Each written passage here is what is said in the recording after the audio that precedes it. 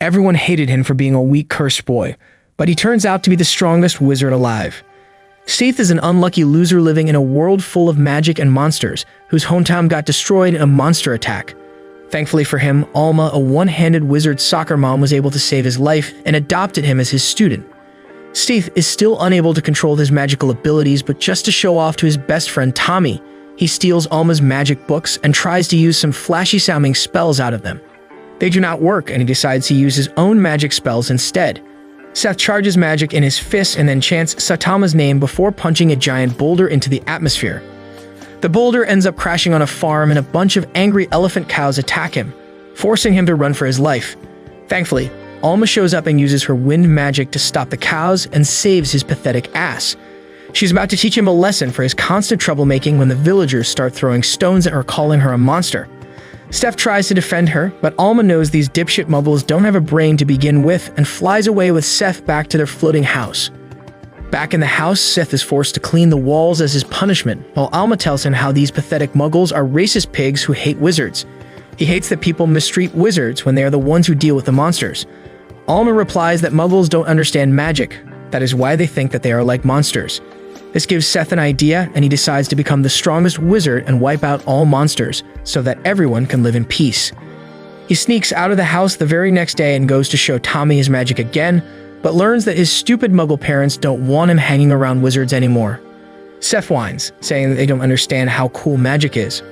Suddenly, Tommy notices something falling from the sky, and Seth recognizes it as the black and white monster egg. Seth realizes that the zebra-looking egg is coming straight for the village, and Alma is in another city to fight a monster, which means that he needs to step up and protect these filthy muggles. He immediately tells Tommy to evacuate the area while he heads home and gears up for battle, carrying magic weapons, explosives, and healing potions with him. Before he could even begin his journey, though, things went wrong as the bats dropped his ass as the weight was too heavy for them to carry, and he lands on top of the egg. He can't believe that he survived the fall, but acts cool as he sees the crowd and tells them that he will take care of the monster on his own. The egg suddenly hatches and a monster comes out of it, tossing Seth in the sky, while he immediately throws a giant explosive bottle towards the monster, but it does no damage. He uses his magic sword next, but it shatters on impact and the monster punches Seth through a building. He realizes that the monster is above his league, but then notices that Tommy is too scared to move and the monster is heading towards him. Seth gets out of the rubble and protects his friend by blocking the monster's attack. Tommy immediately takes off as Seth tells him to run away, but then he gets crushed under the monster's arm. He tries to fight back but can't even get up, but then suddenly, a flashy attack comes from the sky and pushes the monster back. Seth looks up and spots a group of wizards standing on a flying broom. They restrain the monster before their leader introduces himself as Don and his group as the Brave Quartet. He tells the villagers to leave the monster to his team, and Seth is really excited to meet wizards other than Alma for the first time. He asks Don to let him fight alongside them, claiming that he will be helpful. The villagers don't want Seth to fight since his horns are proof that he has been cursed, but Don lifts his hat to reveal demonic wings and a tail on his bald head.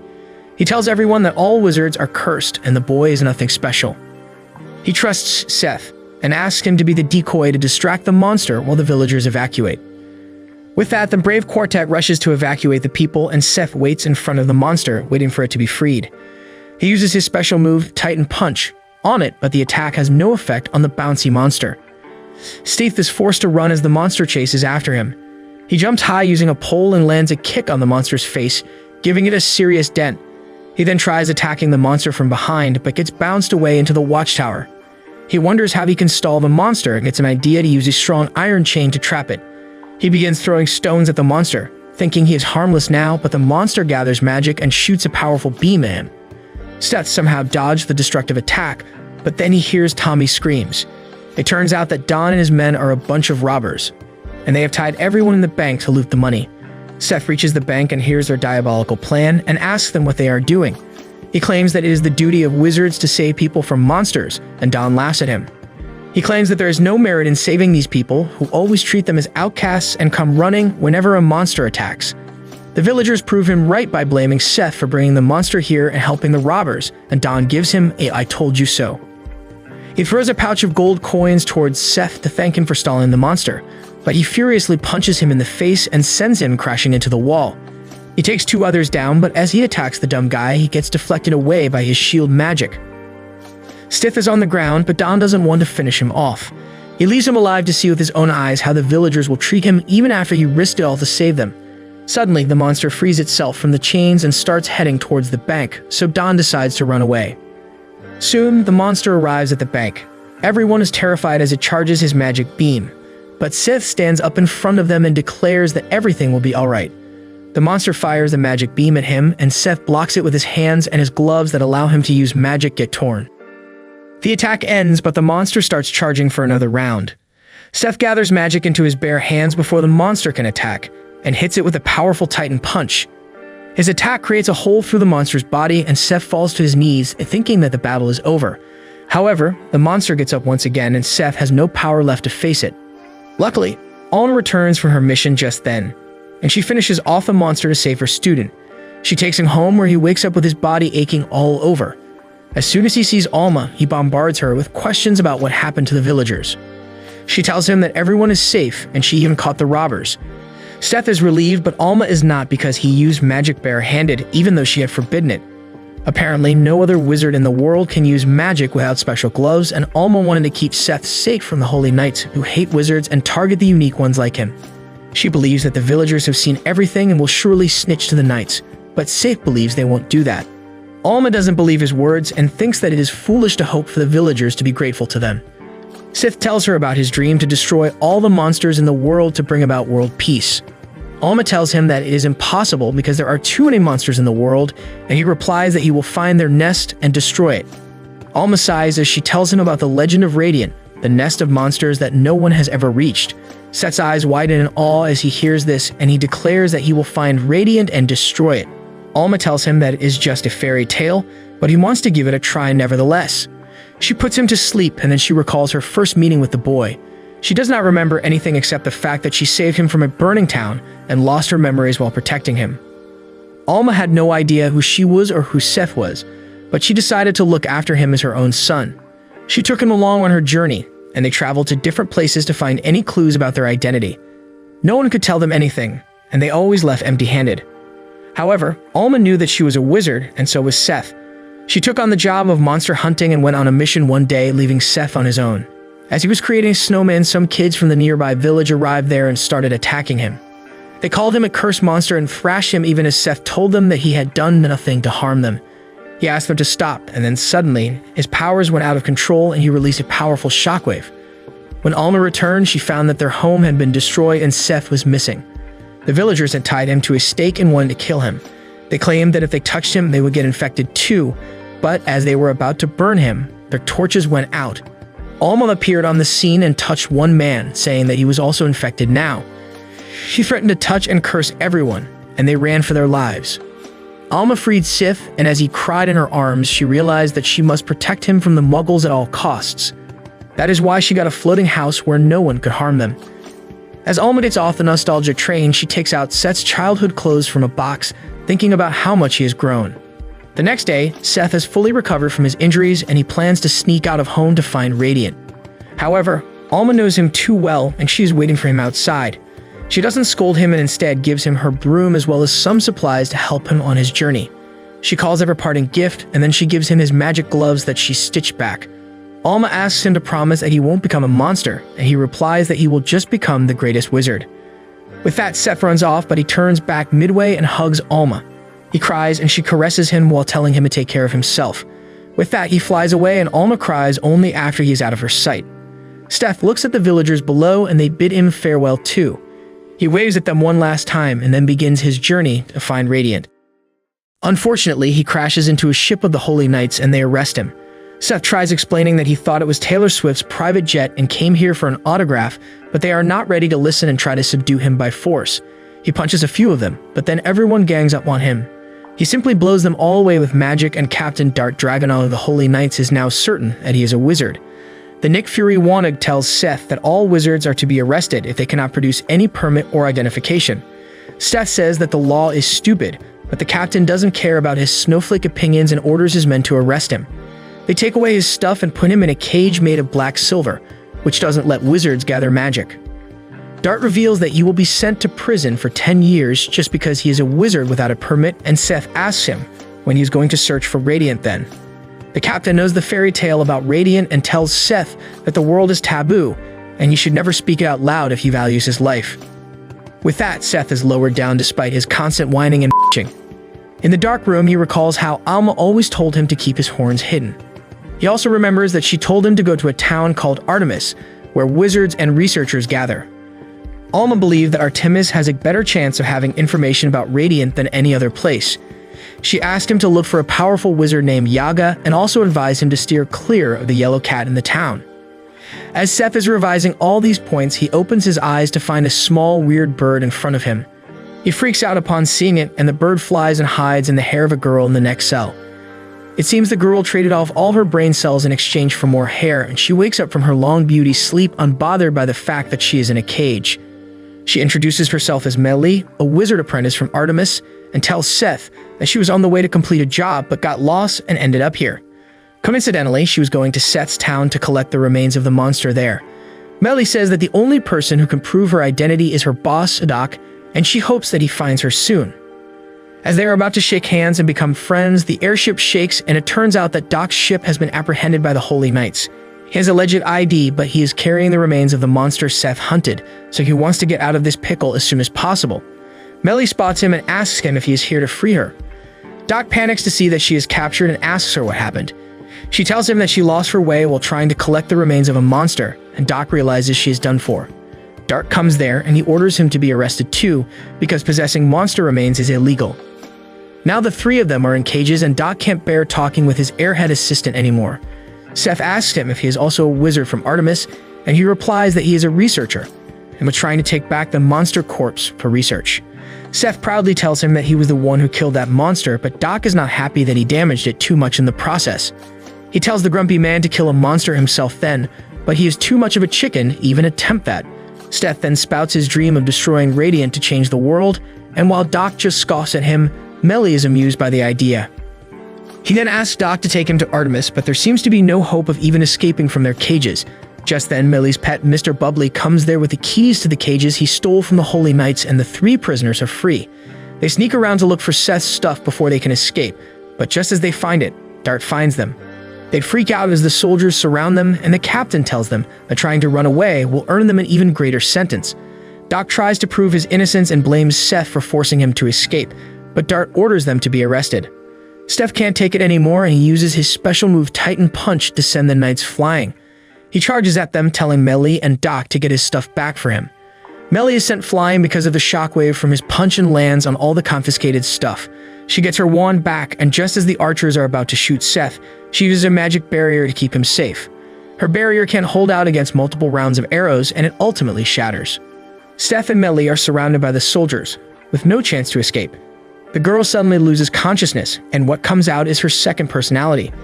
Apparently, her curse is the same one that makes Bruce Banner turn into Hulk, and whenever she gets stressed beyond a point, her aggressive and violent personality comes out. The crazy Melly blows away the soldiers surrounding her and then attacks the rest, but Dart suddenly appears next to her with an arrow pointed at her head. He declares that she is sentenced to death for fighting against Holy Knights, but Seth has got his stuff back and yells at the captain to not hurt the girl. He rides towards him on his broom and tries to hit him with a Titan Punch, but Dart dodges and Seth hits the ship instead, causing it to lose balance. Seth picks up Doc and Melly and heads back to their ship so that they can escape. They escape at full speed, and as a knight seeks the captain's permission to shoot them down, he refuses. He doesn't want to do anything bold now that the wizards are heading to Artemis, but he can't stop thinking about Seth, who used magic with his bare hands.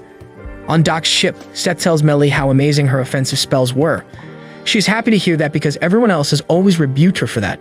Soon, the floating city of Artemis comes into view, and Seth is ready to explore it. He is enthralled by the futuristic city where everyone travels in airships. They dock the ship and then leave for the security checkpoint, where the lady asks Seth some routine security questions.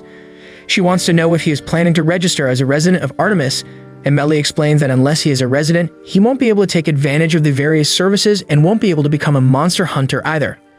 Steve thinks he doesn't need to become a resident because he is just here to meet Yaga, but as Doc hears his words, he desperately insists he become a resident.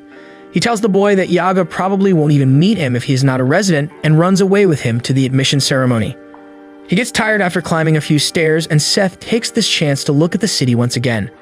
Melly claims that it is called the Paradise of Wizards, and no one discriminates against them here. Doc tells him he is getting late for the admission ceremony, and Sith holds his hand as he drags him along too. They reach the Academy Castle at the top of the city, and the announcer hypes up the crowd to welcome the Academy's founder and headmaster, Majesty, a talking cat wizard. Seth thinks he is the yellow cat Alma warned him to stay away from.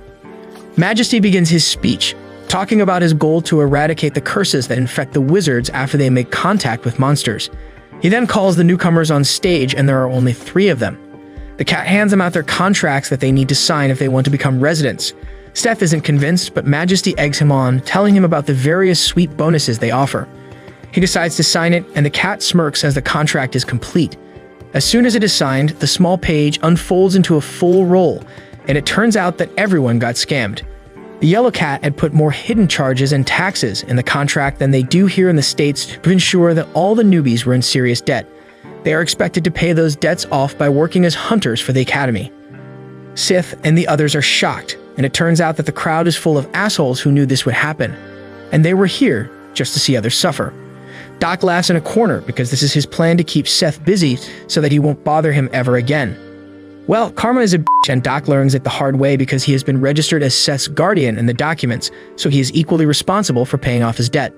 Later, Seth realizes what Alma meant when she asked him not to get involved with the yellow cat, but it is too late now. Melly says it was the same with her, but she doesn't even care anymore. Seth agrees, saying that as soon as he finds the wizard named Yaga, he is going to run away. Melly is ready to support him too, and they start searching for Yaga. They can't find him, so they take a walk around and find that there is a price for everything. From walking on normal bridges to taking the escalators, and even when people seem to help them, they are there just to earn some money. Seth keeps on racking up debt for Doc to pay off, and they enter a bar to gain information on Yaga. While Seth gets a lecture for trying to order something to drink, Melly goes ahead and asks a man about Yaga. He is drunk and rude to her, and that flips her switch and brings Crazy Melly out. She attacks the rude man, and the entire bar explodes along with the debt on them. At the end of the day, they have more debt than the sum of student debt of all Americans, and Seth earns the title of Debt King. He doesn't mind it the way Doc does and keeps on thinking that this place really is a town of wizards, and everyone seems happy here. Just then, they hear someone talking to them and find that the voice is coming from a midget wizard inside a pot. Seth freaks out upon seeing him, but the wizard refuses to introduce himself. He has heard that the boy is looking for Yaga and offers to point out to him if he can answer some questions first. The first thing he asks is Seth's opinion about the Academy Majesty has built, and he replies that while the cat is a creep scammer, the Academy is truly a paradise for wizards. The pot wizard is about to tell Seth the reason why Majesty charges so much money for everything when suddenly the sirens start ringing. The Holy Knights have attacked the city, and the pot wizard tells Seth to watch what happens next. The Holy Knights are Dart's men, and the vice captain is leading them to raid Artemis so that they can arrest Seth.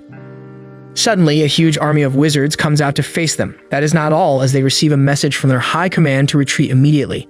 Dart comes out and exclaims that it must surely be because Majesty bribed the government officers, and he wonders where he gets money to do that from.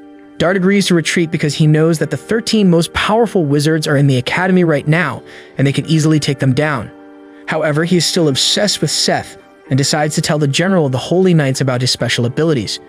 Back in Artemis, Seth is amazed that the Holy Knights were sent away so easily, and the pot wizard tells him that it was all thanks to Majesty, who does everything he can to protect the wizards of this place. Seth sees the yellow cat in a new light, and then the pot wizard comes back to the topic and asks him why he wants to meet Yaga. Sith tells him about his dream to search for and destroy Radiant, and the pot wizard replies that it is just a pipe dream. He tells our hero that rather than trying to find something that might not even exist, he can use his powers for a better goal, namely to stay here and protect the paradise of wizards. Seth refuses to accept that suggestion because he doesn't just want to protect the wizards, but normal people too. He declares that the world needs to be changed, and he will be the one to do it. The pot wizard is impressed and remarks that the boy is as stubborn as Alma. Seth asks him how he knows about his mom and teacher, and the wizard calls him a Dumbo for not figuring out that he himself is Yaga, one of the 13 most powerful wizards in the world. Yaga takes them along, and then Seth reveals that he is Alma's student. Yaga is not impressed, and he burns the letter of recommendation, telling Seth that he doesn't care if he is Alma's student because he won't help anyone who is not strong enough. Seth decides to show off his Titan Punch to impress the midget, but he gets angry at that instead. He claims that it wasn't even magic and tells Seth to learn at least a basic attack spell like Meteor Drop if he wants to talk further. The next day, Seth crashes into Melly's apartment at full speed and asks her to teach him some magic. He thinks that since she is so good at it, she can make him better too, and she nervously apologizes as she says that she cannot. Offensive magic is the specialty of her crazy personality and she can't use it at all normally. Steve asks her to at least teach him how to properly channel his magic, but she sucks at explaining things, so she takes him to Doc, who is waiting outside a cafe with a flower in his hand. He plans to propose to his crush today, but freaks out when he sees Seth and Melly behind him. He says he is going to propose to the woman of her dreams today, but freezes like a deer in headlights when he sees her. The woman in question is a barista named Melba, and she introduces herself to Seth before inviting him into the cafe. She has a puppet on her hand who is her dad, and he hates Doc for crushing on his daughter. They order some food, and after eating, Seth tells Melba about his dream to destroy Radiant, and for that, he needs to grow stronger. Melly adds that she brought him to Doc since he is a researcher and can help him master magic. Doc replies that they won't get anything from him, but as Melba says, it is a wonderful thing that he is so smart. He does a 180 and tells Seth to leave everything to him. Melba decides to support everyone by giving them her special herb tea, which is terribly nasty. Doc can't drink any more of it and he runs away carrying Seth away with him. As soon as they reach the open area, he regrets his decision but cannot go back since he has promised his crush. He reads a spell book and instructs Seth to close his eyes and clear his mind before gathering the magic all around him. Doc asks him to imagine the type of spell he is going to use and then shout the incantation out loud. Seth does everything as he is told, but as he tries to use Meteor Drop, nothing comes out. He keeps trying desperately and gathers too much magic in his fist that explodes and sends Doc flying like the teen rocket. They meet at Melba's cafe once again and Doc refuses to help Seth anymore after receiving various injuries. Melly is worried now, and she decides to help her friend out by bringing out her crazy personality.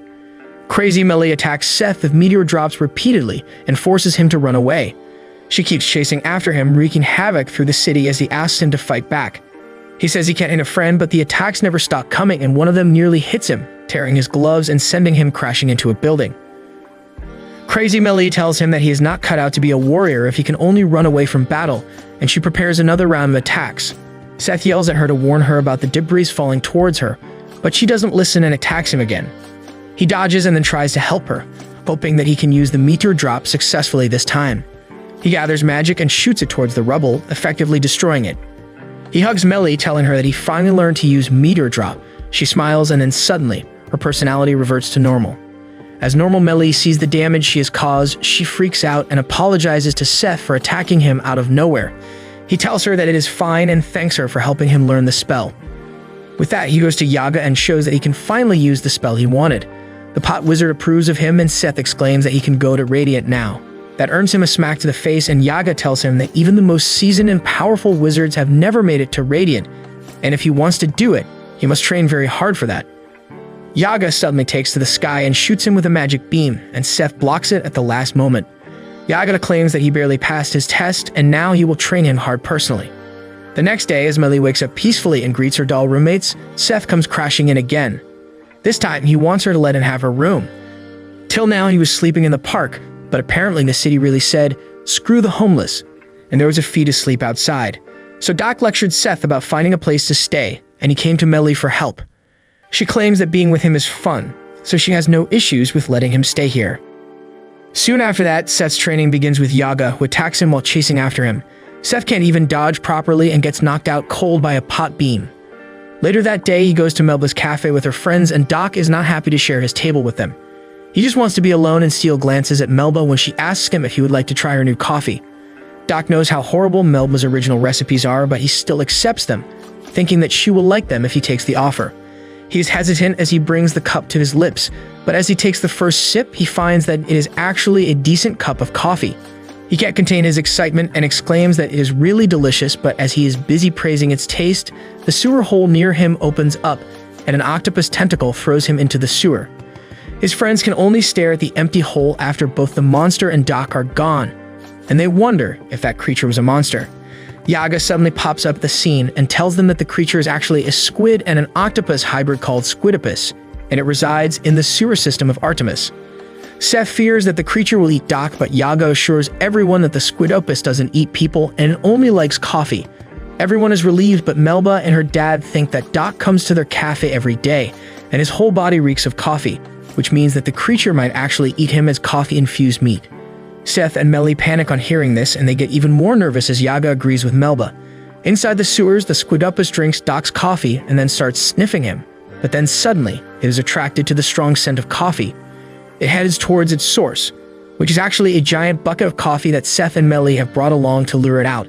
Seth plans to blow away the monster with his Titan punch the moment he sees it. Suddenly, the sewer starts rumbling, and the Squidopus emerges out of the water, holding Doc upside down. Seth attacks it with his Titan punch, but the creature is more rubbery than Gear 5 Luffy and sends him bouncing all over the place. He gets up and explains that the Titan punch won't work on soft opponents when the Squidopus suddenly grabs the coffee bucket and starts running away. Seth and Melly try to attack it, but it squirts some ink on them and makes them crash into each other. The creature escapes and Seth is forced to retreat. He thinks that they should set up a trap to stop it the next time, and Melly has the right thing for it. They lay out some classic jaw traps near a coffee bucket, but only Doc gets caught in them, and the Squidopus slaps Seth and Melly away. They try a fishing net and tranquilizer next, and only Doc gets hit by them. This infuriates Melly, and her switch is flipped. She attacks the creature, but is not of much use, and they are back at the cafe, battered and bruised. They are about to lose hope when Yaga comes there and asks them if they are ready to give up. Sif declares that he won't let his friend die and decides to go deep inside the sewer to save Doc, regardless of the dangers. Just then, Melba comes there with another one of her special blends, and Seth gets an idea to defeat the coffee-loving creature. They take a bucket of Melba's special blend, and Seth holds it on his shoulders to attract the Squidopus. As soon as the monster arrives, Seth tells Doc that they will certainly save him this time, but he tells him to give up and return home. He has accepted his fate of constant misfortunes and decided to live with the creature in the sewers. Seth says it might eat him, but Doc has made friends with a fellow coffee lover and even named it. He tells Seth that he doesn't want anything to do with him anymore because he is the source of all his bad luck, but Seth is not ready to accept that just yet.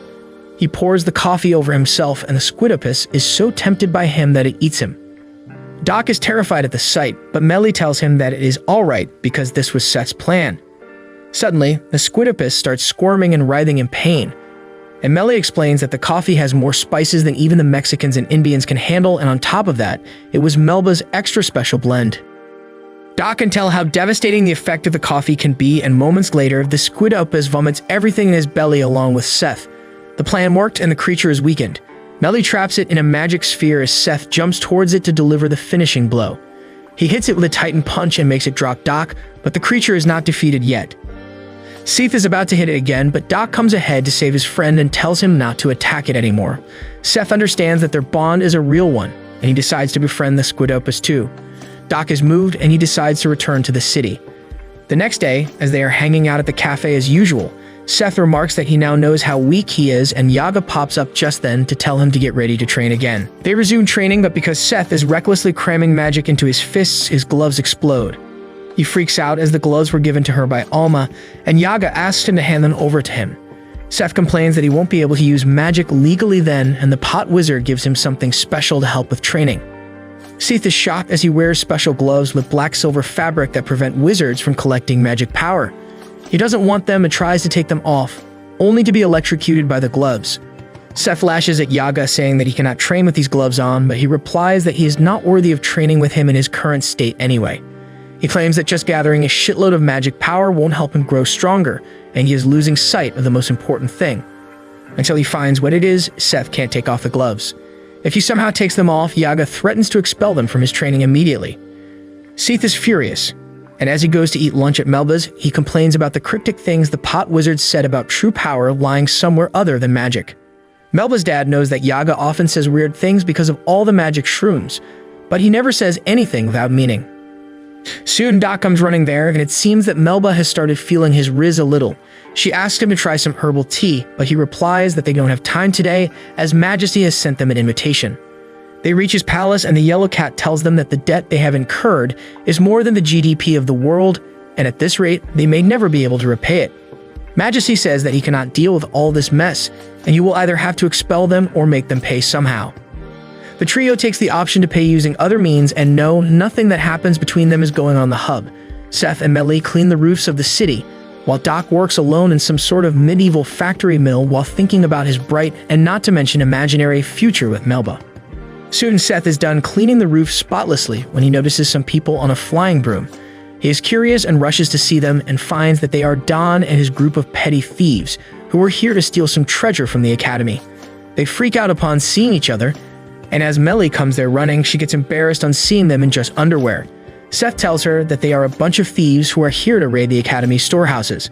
Melly attacks them with a meteor drop and tells the surprised Seth that she's been practicing so that she doesn't have to rely on her other personality that often. Her attack was blocked, and the brave quartet wizards can also use magic without gloves. Next up, Don and his men shoot magic fart missiles at her, and she blocks them before realizing that their underwear is made of the same material as gloves, which enables them to use their magic. Don affirms as shoots the fart bombs again, and Melly counterattacks. It is useless as their shield user can block all of their attacks, and Don laughs as he realizes that Seth can't even use magic right now because of the black-silver gloves. He offers to take those gloves off of him if he pretends that he didn't see anything here, but Seth refuses to make a deal with him. Don says that's a shame because he holds Seth in high regard now. He's impressed by his bravery and the powerful punch that can defeat a monster in one hit, and that is why he pities that his power has been sealed off. Don says that power is everything in the world and the strong deserve everything. Seth yells at him and claims that while power is important, he will never use it the way they do. He claims that he will defeat them without magic, and Don decides to finish him off with a combo attack from the brave quartet. Their fart magic hits its mark, but luckily, Crazy Melly is out to deal with it. She blocks the attack and then attacks the thieves, taking 2 of them out, but Don and the dumb shield user are remaining. Seth rushes towards them, asking Crazy Melly to attack again, and she realizes that he plans to do so. She attacks again, and Seth uses the explosion from the attack to jump high and take down Don with a heel kick to his face. Only the dumb shield user is left now, and Crazy Melly puts him to sleep too. After that, she reverts to her base form again and thinks they should call security and turn the thieves in. Suddenly, Don gets up and takes her hostage after making her drop her wand. He tells Seth to go steal some treasure for him, but her pet Mr. Bubbly attacks him to save her friend. Melly is freed, and the tiny bird's attack pushes Don to the edge of the roof. He falls, and Seth immediately grabs his broom and chases him. He jumps off the roof to save him, but then realizes that he has to remove his gloves to use magic to operate the broom. However, Yaga threatened him with expulsion if he removed them, but Seth decides that it doesn't matter right now. He takes them off after braving the electric shock, and then flies at full speed towards Don. He saves him from hitting the surface and brings him back to the roof soon. Later, Seth visits Yaga and apologizes for taking off the gloves. Melly tries to explain that there was an emergency, but Seth tells her not to worry too much about it. Even if he is expelled, he plans to keep trying other ways to get stronger. Yaga tells him to calm down because he has not been expelled yet. He had seen everything Seth did through his magic crystal, and gives him a passing grade for realizing what is truly important. He then returns the gloves that he has repaired and turned into open-finger gloves. Yaga tells him that the reason Seth cannot use magic properly with his gloves on is because he is not designed for it. He claims that since Seth can use magic bare-handed, the gloves are a hindrance. Yaga tells him to try using them now, and Seth can gather a great deal of magic now. Later, Seth and the entire group are at Melba's cafe, and Yaga reads an article about the Holy Knights in the newspaper. Seth says that they are the villains in the story of all wizards. Yaga sighs as he calls him dumb, and explains that the Holy Knights are also humans after all, and there are good and bad people among them. He claims that labeling all of them as villains is not a good thing, and wizards of all people should understand it because they are constantly being made out of bad guys without reason. Seth understands what he is saying. Despite his lecture, Yaga claims to have never met a friendly Holy Knight, but Melly believes that there must be someone like that. As they are talking about a Holy Knight, a Dart who has been assigned on duty to keep a watch on Seth is fishing in the clouds. He may seem like your pothead neighbor, but flying fish do exist in this world, and he catches a few. One of the new soldiers thinks that he is unreliable, but his superior tells him that their captain is a man who delivers when the time for action comes. Later, Dart cooks the fish he caught, and his men can't have enough of his food. The suspicious newbie is even more perplexed now, because he feels that being a Holy Knight is a noble job to fight dangerous wizards, and Dart is just a big disappointment. Dart notices the look on his face and runs into the rookie on a windy day. Suddenly, it starts raining, and the vice captain and his crew get busy repairing it. The next day, as Dart is repairing his ship, he gets a report that another squad faced a monster in a battle, but they suffered serious losses and their ship broke down too. They meet up with Captain Edmund and his squad, who explain that they were attacked by a flying monster but managed to repel it. He doesn't care where the monster went after that and claims that they have to deliver the result of their mission to the headquarters. Dart is curious, and Edmund shows him the alleged wizards he has captured in black silver cages. He He haughtily asks Dart's men to repair his ship, and the new decides to ask to be reassigned to Edmund's squad after this because he sees no future with his current captain. Soon, the repairs are complete, and as Dart tells Edmund about this, the giant monster that attacked their ship earlier flies over them. Edmund freaks out as he sees it, but Dart deduces that the monster is not interested in them and is heading towards a nearby town. Edmund is glad to hear that, and he is happy that the town will serve as a decoy so that they can escape this place. The rookie complains that it is unfair and a lot of people will die at this rate, but the asshole doesn't care about that anymore and claims that his only job as a holy knight is to capture wizards and nothing else. He even pulls rank on the rookie, but Dart steps in and says that holy knights only capture wizards because they have the potential to cause great destruction to normal people, and in this case, the monster is doing just that.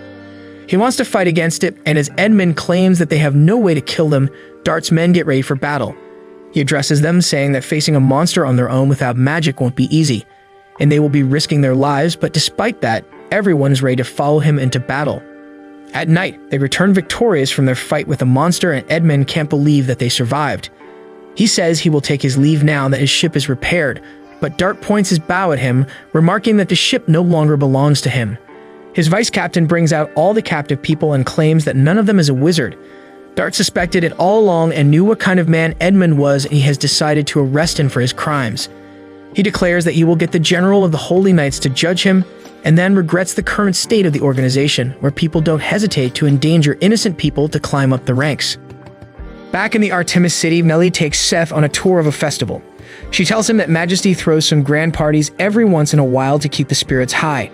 Seth thinks he's a fun guy after all, but Doc corrects him, explaining that the Yellow Cat throws these festive parties to earn money from their foreign guests and to keep political relationships with them strong. Seth and Mellie share one brain cell and is on vacation right now, so they don't understand anything. Doc tells them to not mind it and asks them to join the broom race at the festival if they want to earn some spending money. As Seth reaches to register for the race, he finds that it costs a lot to just register for it. He starts whining about it when a rich, spoiled brat comes there and makes fun of him for being broke. His lackeys introduce him as Nick, the reigning champion of the broom race. He then turns to Seth because he has heard that he is Alma's disciple. Alma is famous in Artemis as the lone wolf who refuses to work with other wizards. Nick mocks her, saying that she might be a weakling who doesn't want to show her pathetic side to others, and this pisses Seth off. He claims that she is really powerful, and Nick asks him to prove it by showing his worth as her disciple. He challenges Seth to the broom race, and he gladly accepts it. Nick leaves, and then Mellie remarks that Seth seems to have a lot of faith in Alma and asks him more about her. He realizes that he never told her about his mom and teacher, and tells her that she was mean-looking and foul-tempered, but she always cared the most about him. Soon, the race starts, and Seth finds out what real sports brooms look like. Nick has the latest and most expensive model of racing broom, and he teases Seth that he has no chance to win. Mellie has also joined the race to support Seth, and she wants them to win together. The race starts, and Seth speeds ahead along with Mellie. Everyone is surprised to see him going so fast, even with an old broom. He almost catches up with Nick, but then suddenly, a giant robot appears next to them. Majesty is operating the robot himself because he doesn't want to let anyone win and take the prize money home. He creates a disturbance and sends some of the racers flying away. He continues his onslaught, attacks the racers continuously, and keeps special attention on Seth. Mellie protects him from some attacks, but then he decides to take things in his hands and flies towards Majesty's robot. He charges his Titan Punch to hit it, but the robot fires a magic beam at him. Everyone thinks he is done for, but Seth has learned how to use barrier magic now. He blocks the beam and breaks the robot, forcing Majesty to escape and self-destruct his ride. The explosion tosses Mellie away from her broom, but Seth catches her and declares that they will cross the finishing line together. The race is nearing its end with Nick still in the lead. Seth gives chase, but as everyone accelerates, Nick's lackeys lose control and fall. Nick crosses the finish line, but the crowd doesn't cheer for him. He turns around to find that Seth decided to give up his chance to win for saving his lackeys, and everyone is praising only him. The next day, Doc is at Melba's cafe, thinking that with the debt on his head, he might never be able to marry the woman of his dreams. He looks through the list of quests on his desk and rejects all of them for one reason or another.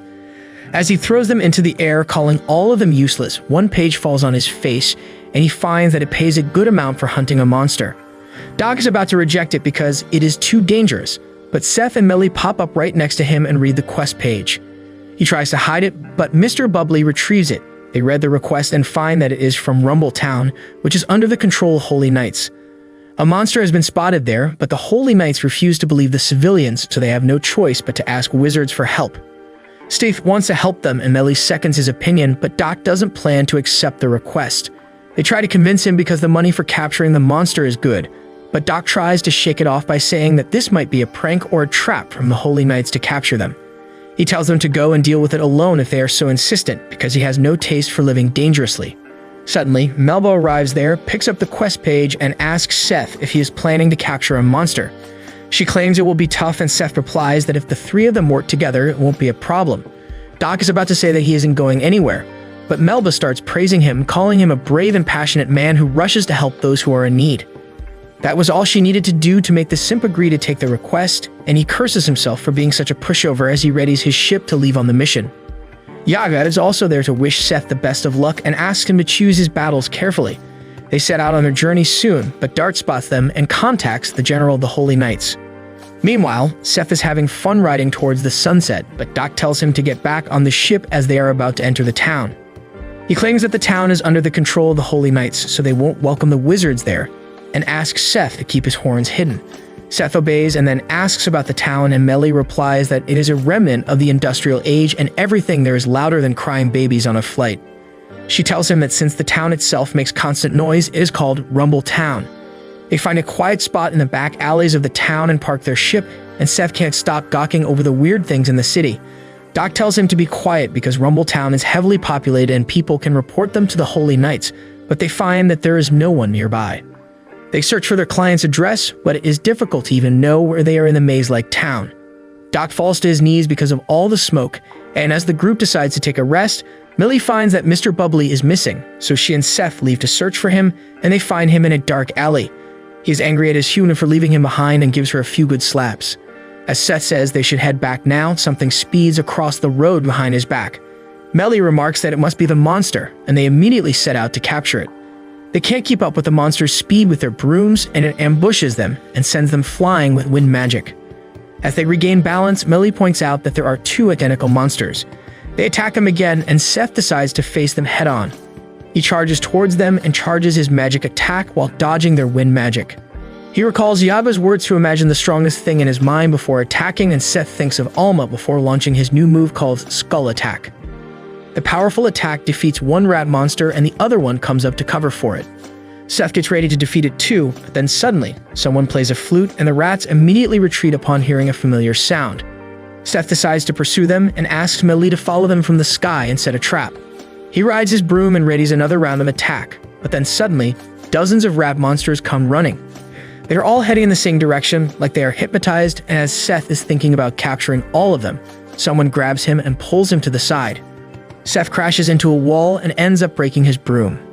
He then looks ahead and finds a man cosplaying as a mummy, who asks him what his relation to the monsters is.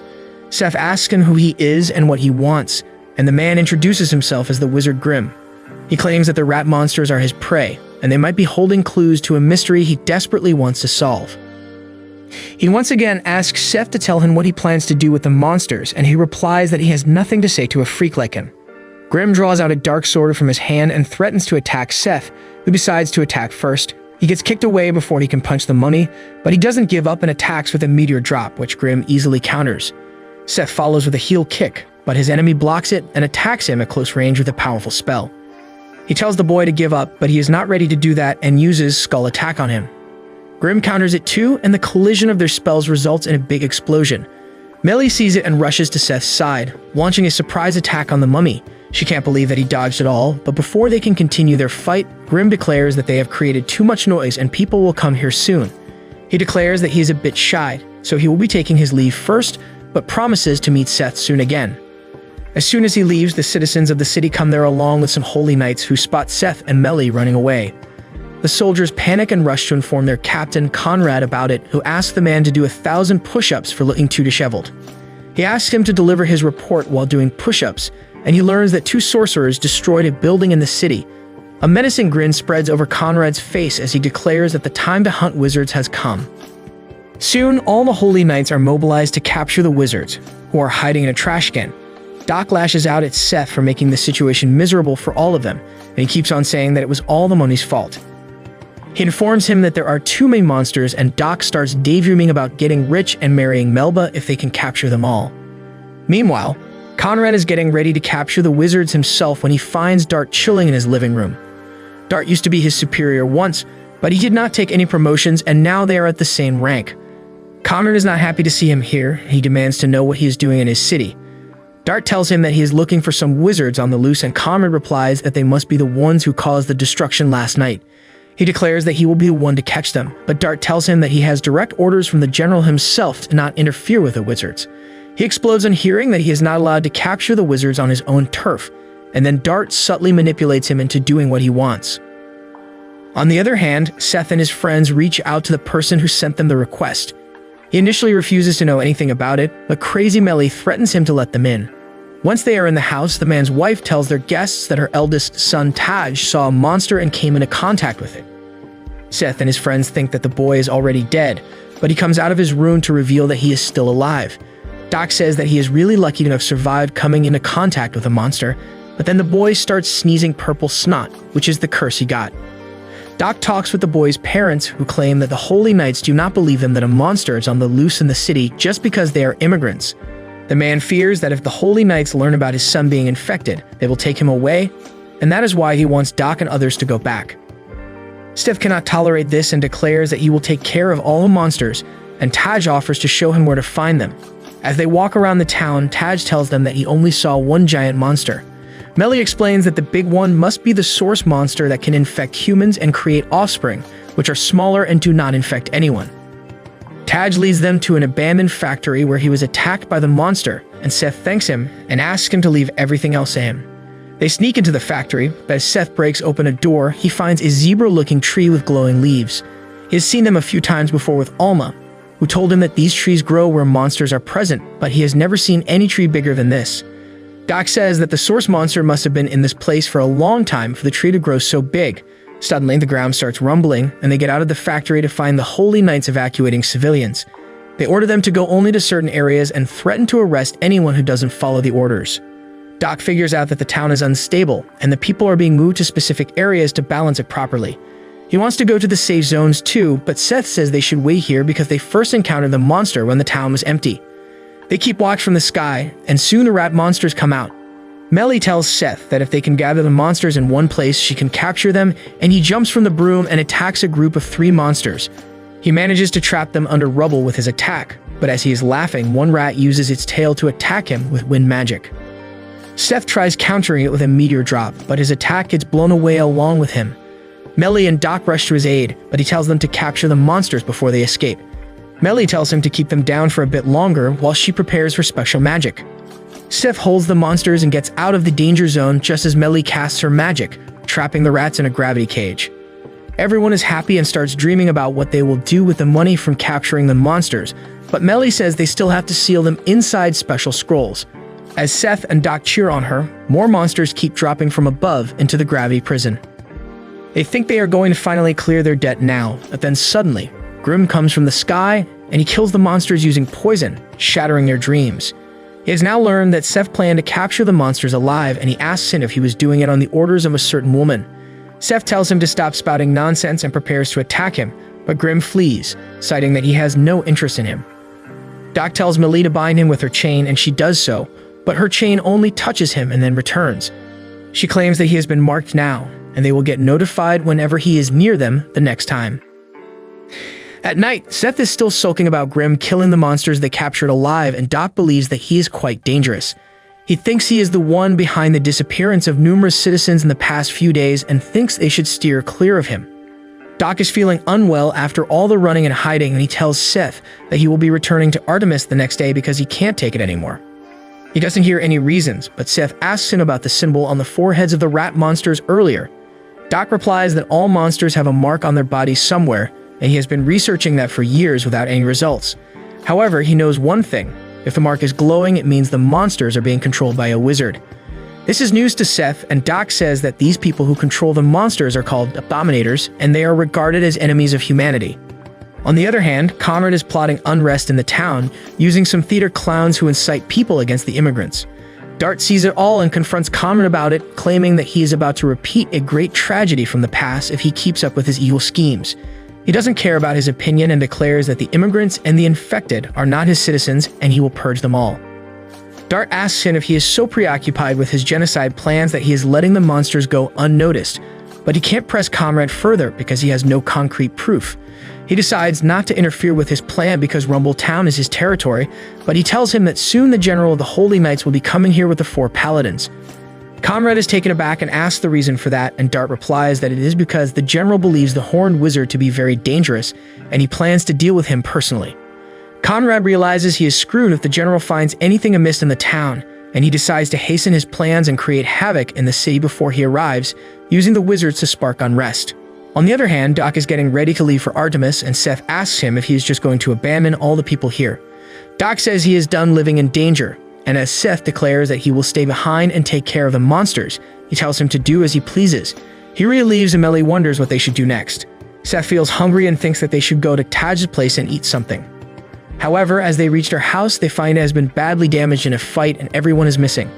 A neighbor comes there and informs them that this morning the authorities started rounding up all the infected people and immigrants, accusing them of starting a rebellion, and Taj and his family were captured too. Steph is worried about them and he immediately rushes to save them. In the town square, Conrad addresses the angry mob, telling them that the immigrants were involved with the infected and the wizards, who were plotting a terrorist attack. He reminds them of a tragedy 15 years ago and tells them that the outsiders are here to steal their jobs, their homes, and their lives. Conrad then declares that he will protect them and asks the citizens for their help in purging all the immigrants to purify their city. The mob is enraged now, and they charge towards the immigrant settlement, aiming to kill them. Dart saw it all, and he decides that he must intervene somehow. Seth and Melly are also looking for Taj's family from the sky, and they are worried about the public unrest. Doc is also stuck in the city because of the chaos, and as he tries to find a safe spot to hide, he finds the nest of the rat monsters. He wonders what the Holy Knights of the town are doing when a monster nest is in such an obvious place. He can't run away like a coward after seeing this and decides to tell Seth about the nest, but a Holy Knight arrives there and arrests him because he has seen something he should not have. Meanwhile, Taj has been captured and the angry townsfolk are about to burn him at stake. He begs them to stop, but they are adamant about killing him since he is infected. Suddenly, Seth arrives at the scene and touches one of the aggressors, telling him that he is infected now. Everyone runs away because of that, and Seth comforts Taj before Melly comes to take them away. As they reach a safe spot, Seth asks Taj about his parents and learns that the Holy Knights took them away. Melly thinks that the unrest is being instigated by someone, and Seth believes that it is the bastard named Conrad. Suddenly, the people find them and rush towards them. Seth asks Melly to help them escape, but she has switched to her crazy side and declares that if the people are trying to kill them, they should fight back. Seth tries to convince her that they just need to deal with Conrad, but since she doesn't listen, he just carries her and starts running. He says that they must not harm the people and only focus on the main culprit when suddenly a cannonball comes flying towards them. Conrad has assembled his artillery unit and arrived in person to deal with the wizards as the final part of his plan. He tells them to surrender peacefully or he will launch an all-out attack despite the civilians being present at the scene. Seth is enraged and attacks the Holy Knights, but their shields block his attacks. As the swordsmen leap at him, Crazy Melly comes and saves his life.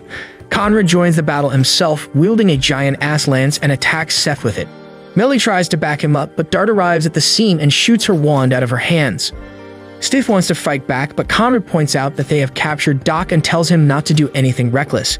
He then commands Melly to be thrown in prison as well and smashes Seth to the ground. Dart tells him not to be too rough with the boy because the general needs him alive, so Conrad takes his gloves off, thinking he can't use magic without them. Dart gives him a subtle warning about not underestimating the boy and then leaves the scene. Conrad gets a message that the public is getting out of control and he gets an excellent idea to deal with them. He takes Seth to the immigrant settlement that has been set on fire and presents Seth before the angry mob, declaring him to be the mastermind of the potential terror attack. He also has Taj with him, and he declares that the immigrants were hiding a nest of monsters in the slums. Sid screams that they are wrong and someone called a Dominator is controlling them, and Conrad smirks as he tells him that he is right. He then addresses the mob and tells them that they need to exterminate the immigrants without mercy, and they all agree with him. However, he shuts the gates of the slums with the mob still there and declares that they will also die in the slums so the city can stay safe. The people shout at him to stop, but he commands the cannons to open fire. Seth is enraged at him, punches him in the face, and sends him crashing down. Conrad can't believe that he can use magic without his gloves, but that doesn't matter anymore.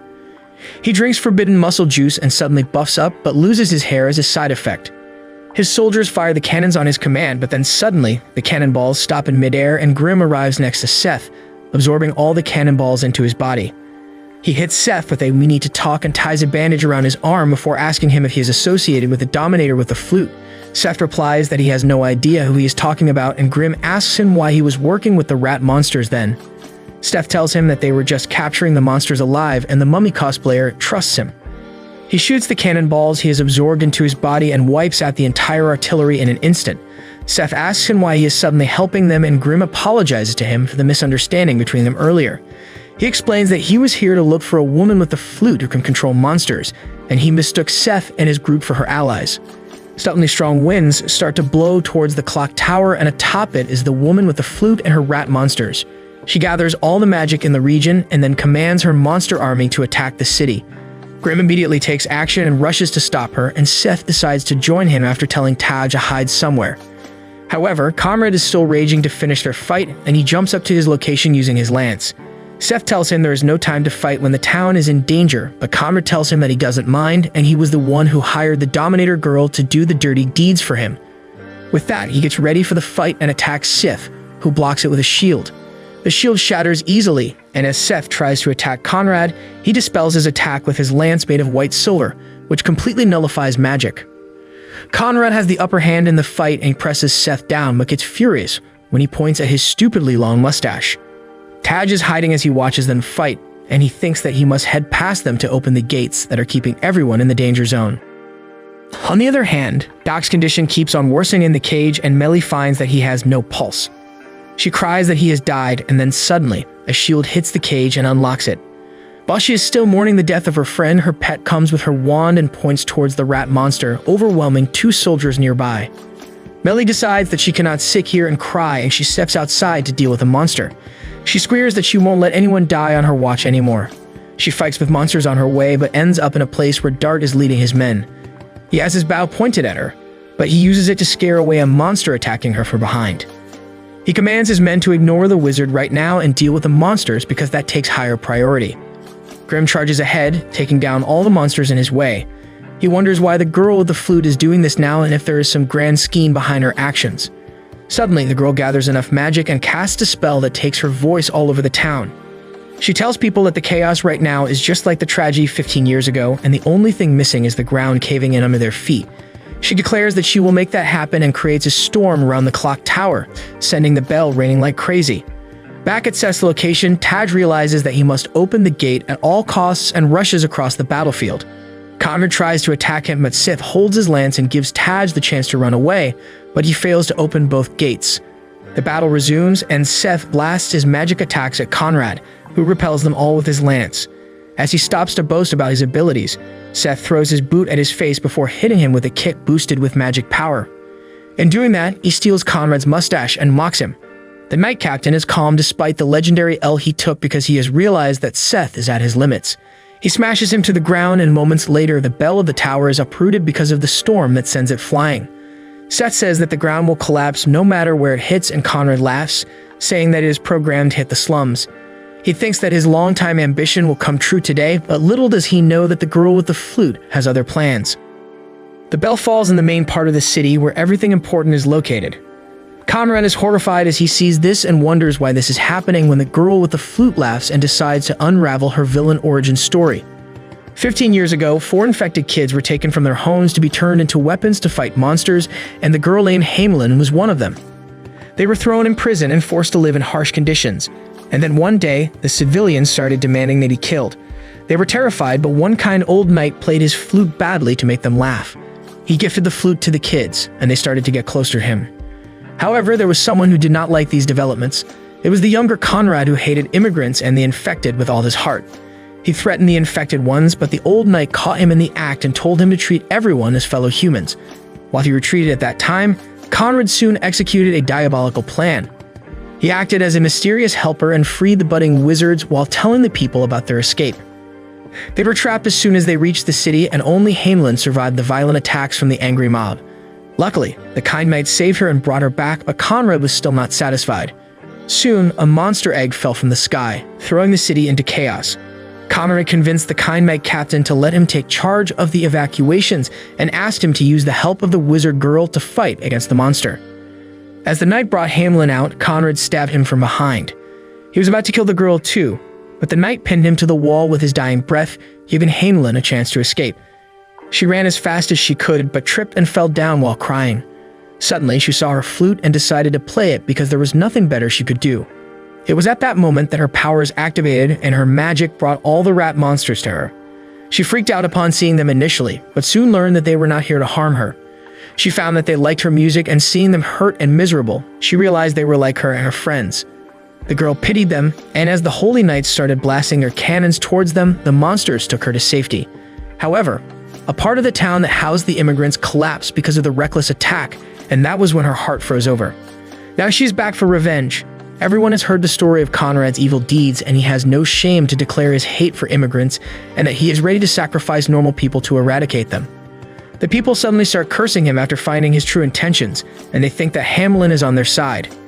She tells them that they couldn't be more wrong because she's going to kill them all for their sins too. She attacks the chains that keep the town together, and the people complain that they have nothing to do with her revenge. The girl lashes out at them, calling them equally guilty of trying to kill innocent people, and declares them her enemy.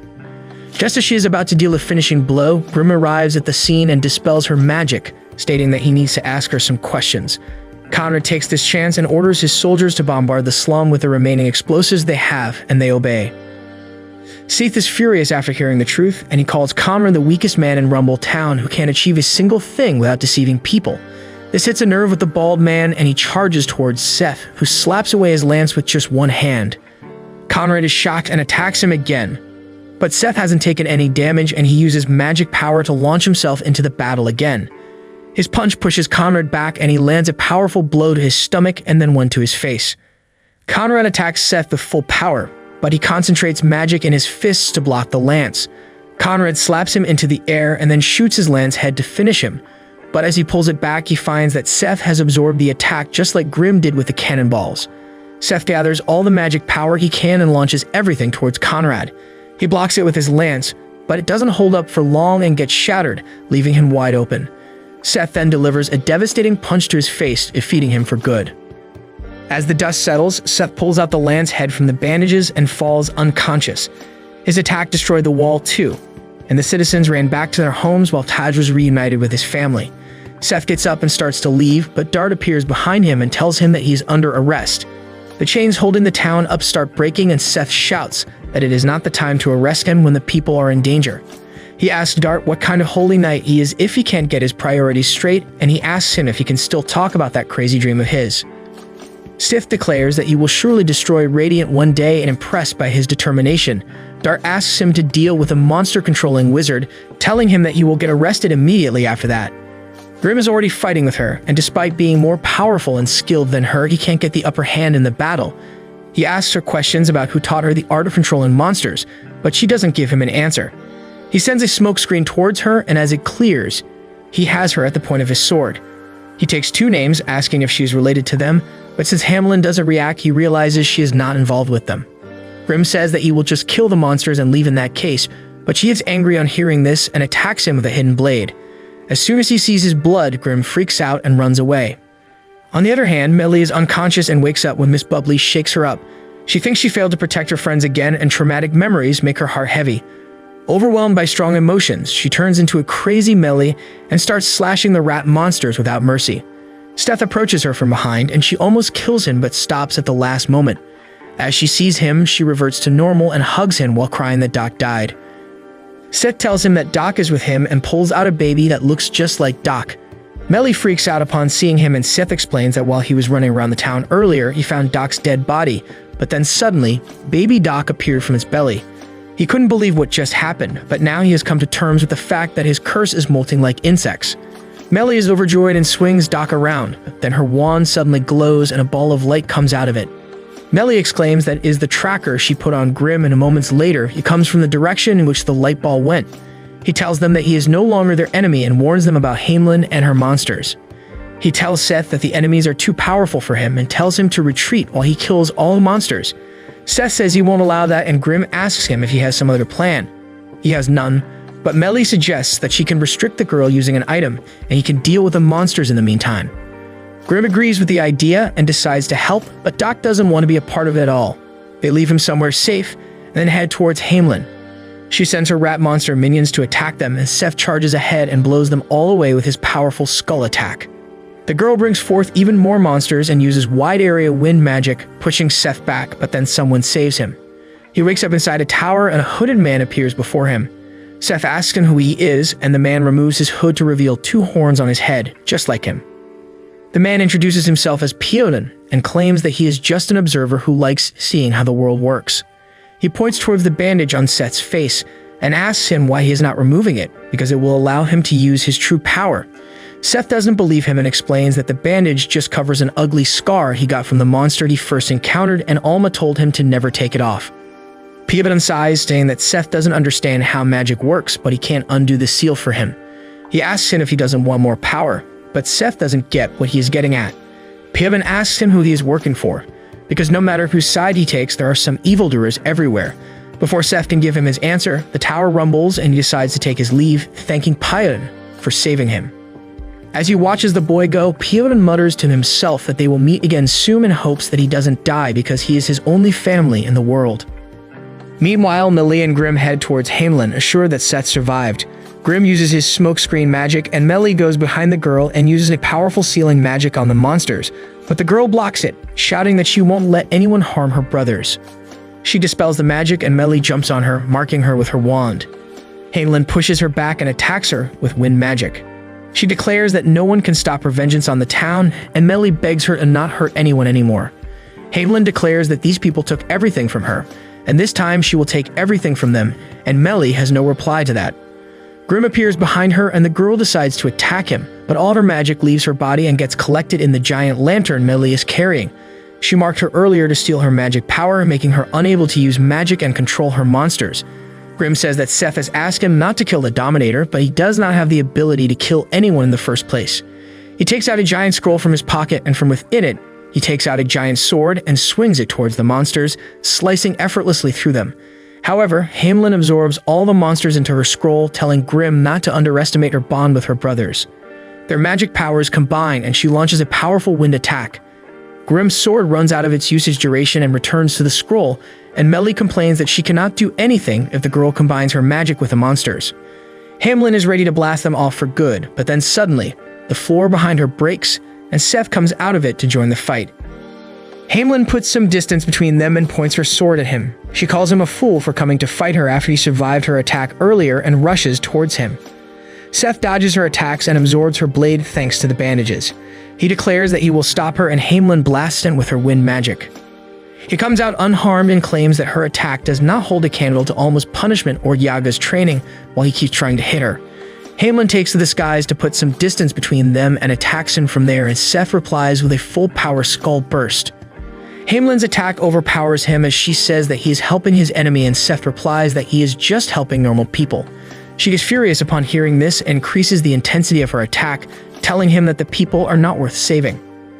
Seth gets hit by the attack, but he gets up and tells Hamelin that the people are just afraid for their lives, and just defeating Conrad has solved the problem. She calls him an idiot for thinking that, explaining that the people are the ones who let the Holy Knights commit atrocities against the innocent wizards. She plans to kill them all and doesn't like it when Seth tells her that she is doing the same thing Conrad was doing. She tells him that no matter how hard he tries, the people won't accept wizards. They will treat them as infected outcasts and fear and loathe them. She tells him to pick the correct side to fight for, and Seth declares that he will save everyone. Hamelin takes his answer to mean that he will save the innocent people from a crazy wizard like her and bombards him with attacks, telling him that those people are as innocent as Hitler. She attacks him with all of her power, saying that if he wants to protect people like them, he is nothing like her. Seth gets pressed to the ground because of her attack, but he presses back, screaming that she is wrong and they are the same. As the city faces the impact of their battle, Grimm uses his magic to find that the fight is already over and Seth and Hamelin are on the same page. She comes down to talk to him within the cyclone, and he tells her that she is right and that he cannot forgive the people for what they have done to him. He claims that he wanted to destroy everything many times too, and she asks him what about now. Seth tells her that he could easily have harmed the people hurting him, but Alma had forbidden it, so he did not. He tells Hamelin that he understands her pain and he knows she is right in her place for wanting revenge. She is moved and takes support from his shoulder, but then Seth tells her that he won't let her become the monster people think wizards are. He throws away the scroll holding all her tamed monsters, and then grabs her sword and pins her to the ground. He doesn't attack her, but as the storm disperses, Hamelin can only cry that she was fooled. She calls Seth a dog of the Holy Knights who will now bring her to his masters and see her executed. He shouts that she is wrong and he will not turn her in. Hamelin tells him that there is no point in sitting on the fence and he must choose one side or the other. She calls him a fool who can't even select who he wants to fight for and tells him to kill her himself rather than turn her in. Seth tells her that he knows what he is fighting for.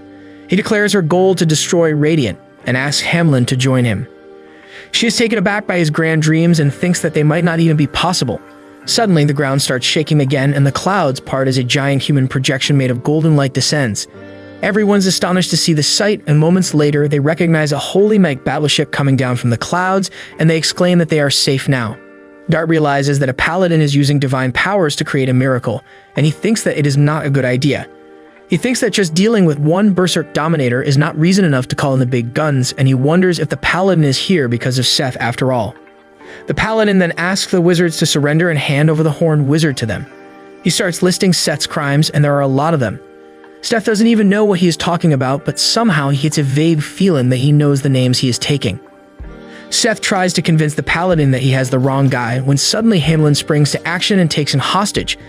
She offers to negotiate with the paladin, using his life as the bargaining chip, because she knows that they want him alive. Seth asks her what she is doing, and she whispers that she will get as much value out of him as possible. Hamelin walks him towards the giant projection and asks the paladin to free all the wizards in their prison in exchange for Seth, but he refuses. She was anticipating this, and she suddenly attacked him by reaching the giant scroll. Her powerful wind attack only deals light damage to the paladin's hand, and he laughs at her power. Seath is still processing what happened when Hamelin gives her scroll to him. She asks him to take good care of her brothers inside it and pleads not to treat them as monsters. Seth still doesn't understand anything, and Hamelin smiles as she says that she likes that expression. Then with a kiss, she walks ahead, declaring that she will stay loyal to her goals until the end and fight for them. She engages the paladin's projection in a battle, and Grim and Melly take Seth away despite his constant screaming. Hamelin wants Seth to be safe and keep chasing his dream because she believes in him. She manages to block the first punch from the paladin, but before anything else can happen, the General Holy Knight stabs her from behind. As she dies, Hamelin asks Seth to change the world, and he can only scream. He leaps at the general named Torque, but a Dutchbag paladin arrives at the scene and smacks him down. He plans to finish Seth for good, but just as he is about to strike him down, Pyodin suddenly makes Seth activate his sealed powers. He releases a great deal of magic power, creating an explosion and loses his consciousness as his arms turn black. The Dutchbag is furious because his face got scratched, and he lunges at Seth, only to get done in by one slap. Next is the paladin Santori, who uses his gigantic projection to attack Seth, but after taking one blow from him, he temporarily loses the function of one hand. Torque realizes that Seth is a dangerous beast and he must slay him down immediately. He calls upon the power of the founder of Holy Knights and brings forth a halo using a miracle. With his divine power, Torque sends powerful slashes towards Seth to disbalance him and then attacks him directly. He believes that the boy cannot sustain that form for long, but Seath still has some fight left. He gets Torque with a powerful punch, but he blocks it with his sword and then pushes him away. Seth holds onto the edge of the tower, and then Satora punches him away. Seth somehow gets away from the general's sight after this, and he sends one of the remaining paladins to search for him. Grim and Millie are carrying him away at full speed, and they have no idea what the beast-like form Seth just showed. Melly is concerned because he looked like a monster, but Grim tells her that they have no time to waste because the Holy Knights are looking for them. He takes out a magic coffin and opens it, releasing a horde of people trapped inside it. Melly freaks out on seeing it, but Grim tells her that these are all infected people or those who saw Conrad's evil deeds, and he hid them to protect them from prosecution. He is not pleased to learn that these people were said to be missing because of a monster attack. And then Doc also comes out of the coffin. Melly tries to stop his screaming, and she wonders how they can get away from this island with the condition of their group. Grim tells her there is no need to worry because their Uber is here. Majesty has sent his personal aircraft to take back the Det King. The ship's crew launches fireworks to keep the people and the Holy Knights distracted as they take the wizards away. The unconscious Seth dreams of his friends, and as he sees memories of Hamelin, he gets trapped by the guilt of not being able to save her. He thinks that his actions only flung the island into chaos, and he furiously asks Pirin, who has made his way into his subconscious mind, about what he did to him earlier. Pirin replies that he was about to die, and that was the only way to save him. Seth says he didn't want him to, and he regrets that when he transformed, he became a monster who couldn't tell his friends and enemies apart. He claims that he also saw strange memories when he was in beast mode, and he blames Pirin for them too. However, he replies that those memories belong to Seth, but he has forgotten them. He points at the hazy fog around him, telling him that these are all of his memories that he will have to unlock gradually. Seth asks him who he is and why he knows so much, and Pirin claims that he is his elder brother. Seth is shocked, but he tells him to go away because he needs some time alone. It has been 1 week in the real world, and Crazy Melly and Doc are worried sick about Seth since he hasn't woken up yet. As they are quarreling about when he will wake up, he opens his eyes. His friends are relieved to see him, and as he gets up, he notices Grimm's bandages around his body. Doc gets trauma flashbacks on hearing that name and says he doesn't want to see him again, but Grimm suddenly appears on the window. He tells Seth that General Torque has the power to completely nullify magic, and the injuries he gives won't heal with any magic. Grimm believes that Seth might lose the function of one of his arms, and he whines, saying that it will be for the better since that hand committed needless acts of violence. He also wants to know what happened to Rumble Town, and Grimm explains that the Paladins have taken charge of rescue and restoration, and there is no clue about what became of Conrad. Seth thinks that the Holy Knights were the ones who saved the town in the end, but at least Hainlin's monster friends are living peacefully in an enclosure within the academy.